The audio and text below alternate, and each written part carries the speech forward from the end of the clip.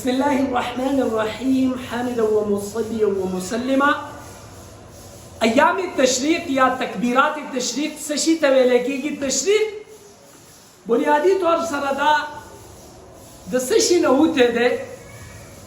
فقهای کرامو لیکلي دي چې چونکې تشریق اللحم نه دا وتی دی، یعنی د ګوشت وچول. په دغه ورځو کې دا غوښه اکثر خلک وچوي چې ډېر وخت دپاره استعمال کې راشي، د دې د وجې نه دې ته تشریق ویلی کېږي.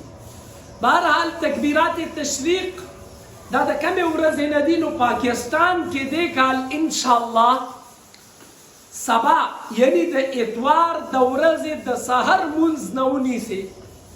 د اتوار، پیر، منګل او بود په ورځې باندې به مکمل 4 ورځې به دا تکبیرات تشریق کې، او په 5مه ورځ باندې به انشاءالله د دې صرف 3 مونځه یعنی سحر، ماسپښین او مازدیګر دا مونځونه به چې دی نو په دې کې به تکبیرات تشریق ویلی کېږي.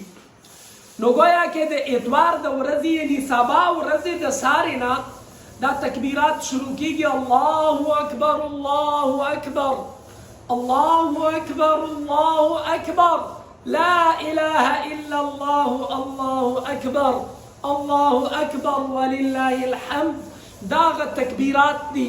د دې حکم دا دی چې دا تکبیرات د هر مونځ نه ویل، هر مونځ نه پس ویل واجب او لازم او ضروري دي.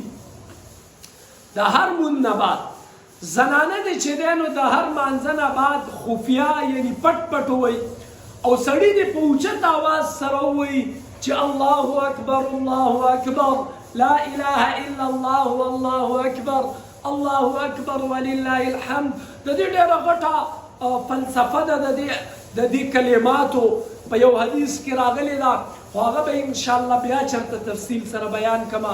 ډېره ډېره مننه. السلام علیکم ورحمة الله وبرکاته.